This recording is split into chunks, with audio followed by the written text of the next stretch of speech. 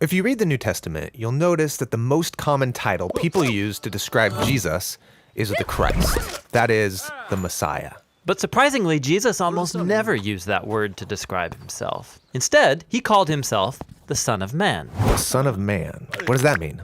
Well, the phrase comes from an important chapter in the book of Daniel in the Old Testament. Daniel was an Israelite prisoner of war who was forced to live in the empire of Babylon and work for the prideful, violent king who destroyed his home. That sounds horrible. And while he was living and working in Babylon, Daniel had this crazy prophetic dream. You ready for it? I'm ready. He saw 4 beasts crawling out of a dark sea, hybrid monster-like animals, each scarier than the one before. And the 4th beast is so mutant, there's nothing to compare it to. And it's violent, leaving death and destruction in its wake. What in the world is this about? Well, he's told that these beasts symbolize violent, prideful kings and their empires. Oh, like the one Daniel's enslaved to. Yeah, and these creatures might seem random to you, but these images are developing an important biblical theme.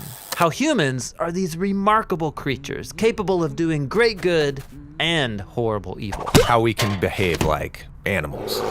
Right. Look at the first pages of the Bible. God creates the beasts of the field and humans together, all from the dust. But then the humans are set apart and given a royal task of being God's image. So humans are like the animals, but called to become much more. Yeah, they're to be God's representatives on earth, ruling on his behalf, like kings and queens. But keep reading, and the humans are deceived by a beast who says that they could be more than just God's partners. Yeah, that they could rule the world on their own terms, which sounds good to them. But God knows this will be a disaster. And so he expels the humans to the realm of the beasts. The partnership is lost. But God makes a promise that one day a human will be born who won't give in to the beast. Rather, he'll overcome and strike the beast while being struck by it. Okay, so for the rest of the biblical story, we're waiting for that human.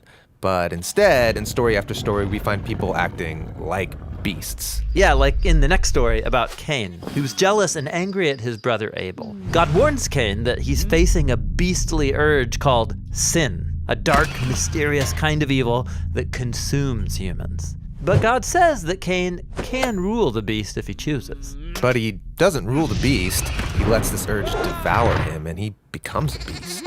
And then after this, Cain's children spread their animal-like violence, and it leads to the founding of a whole civilization known for its beastly pride, the city of Babylon. Okay, Babylon. So fast forward, this is where Daniel is enslaved, having this bizarro dream. Exactly. Now, watch what happens next in Daniel's dream. He sees into God's throne room where a court is set up, and God condemns the beast to destruction. That's great. And then Daniel sees that there's actually more than one divine throne. Oh, right, the throne that humanity left behind. Right. There hasn't been a human who's able to overcome the beast and rule alongside God until now. Daniel sees a figure called the Son of Man, which means a human. And he rides on a cloud up into God's presence and then sits down on the divine throne to rule the world. The partnership's renewed. Yes, and even more, all humanity worships and serves this Son of Man alongside God. Oh,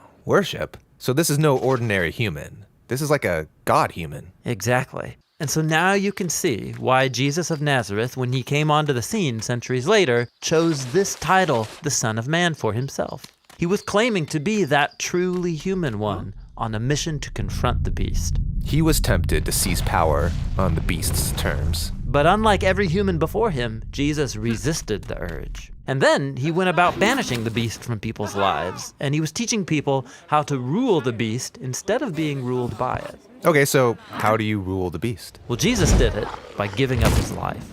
Wait, rule the beast by dying? Yes. When Jesus was on trial in a human courtroom and being condemned to death, he said, "From this moment on, you will see the Son of Man sitting at God's right hand and coming on the clouds." But this is the moment he's about to die. Exactly. From one perspective, the cross looks like a beastly torture device, but Jesus viewed it as his throne. And on this throne, he exposed the subhuman nature of our evil by letting it do its worst, and then he overcame it with his divine life and love. Jesus' execution was his exaltation. So Jesus is the first human to overcome the beast. And as a result, he can partner with God to rule the world. And so now, Jesus is summoning a new humanity into existence, one that can overcome the beast in the same paradoxical way.